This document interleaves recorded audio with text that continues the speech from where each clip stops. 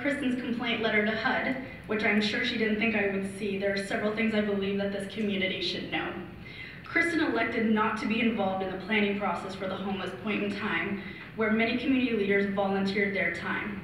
Her points have no obvious truth, but here are some things she stated in her HUD complaint. The date of the count in January was not shared with the public when requested for a news article and only reluctantly provided to the C.O.C. general membership meeting in January. This is false. The date had been shared at the December 13th C.O.C. meeting, and it was noted there would be no press release this year due to the reasons the committee deemed necessary. At this meeting, Kristen was noticeably absent, but the information is in the minutes.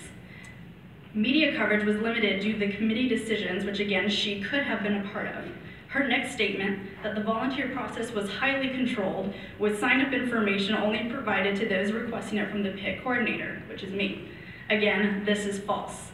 At a few meetings, I asked for volunteers for the steering committee and count itself. This is in the minutes. The request went out in emails to other organizations who expressed interest. The sign-up I used was easily shared by others, and Kristen should know because her logged in showed she viewed it 6 times in 1 month. Clearly accessible, even the Record Searchlight was able to view it. In our methodology, we stated how volunteers will be recruited based on the previous experience as well as the number and characteristics of the location. The committee's reasoning came from issues in the past. In her third statement, coordination with the other 6 counties was minimal. Again, this is false. My initial contact was via phone the week of November 14th through the 18th. The email on November 28th, which she mentions, was to thank those who had replied and confirmed they would be leading their respective counties.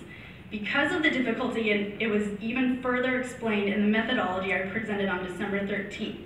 One county organizer had a family emergency and notified us the week prior they could not conduct a count. I am deeply disgusted with Kristen's letter and blatant attempt to destroy everything in her path, all because she does not lead our C.O.C, and thankfully so. Her reckless and inexcusable actions could possibly cause our funding from HUD to become diminished. I don't take her lies and her actions personally. They don't hurt me, they don't hurt Shasta Support Service, but what it does do is hurt the organizations who depend on that funding, and more importantly, the homeless in our community.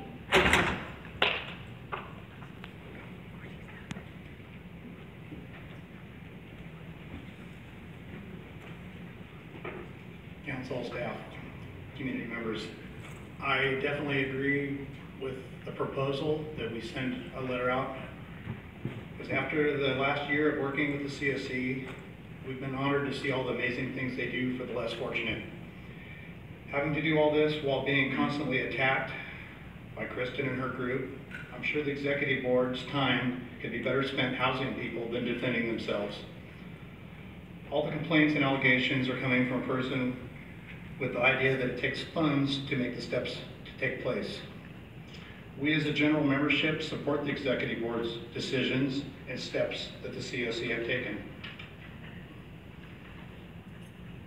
2 years ago, you asked fellow council members to step down for less than what you've done.